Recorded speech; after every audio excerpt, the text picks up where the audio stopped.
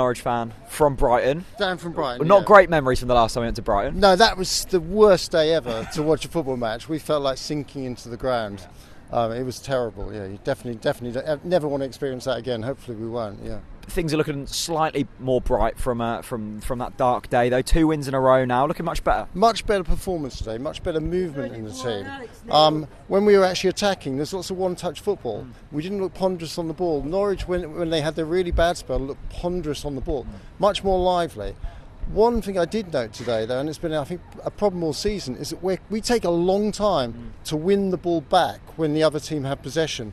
Often other teams have a rule that they're going to get the ball back within 10 seconds or so. We sometimes take a minute to touch. Do you feel that's kind of a tactic, though? Because although Birmingham did have a lot of ball, especially the first 15 minutes and the first 15 minutes of the second half, sure, they didn't really look that dangerous with it. Do you think that was maybe a tactic today? I don't think it was a tactic. The reason I don't think it's a tactic because I saw Norwich play Fulham away when we were winning 2-0. Then Fulham had a spell, lasted about 15 minutes, where we probably touched the ball about 20 times in 15 minutes. It was actually embarrassing. There is a problem in this team, but we maybe need some young players in midfield who cover a lot of ground, time their tackles really well, and win possession back for us quickly so we can control games a little bit more. I mean, our possession today was under 40%. I don't know if we should be aiming to have 40% possession at home if we want to get promoted. I think that's too low.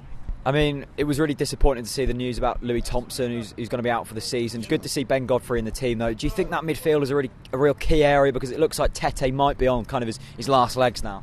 Possibly. I mean, that may be true. I think the kind of lingering problem for this team, is that they need quality defenders who can almost guarantee us anyway, clean sheets week in, week out, because that's how teams get out of this division.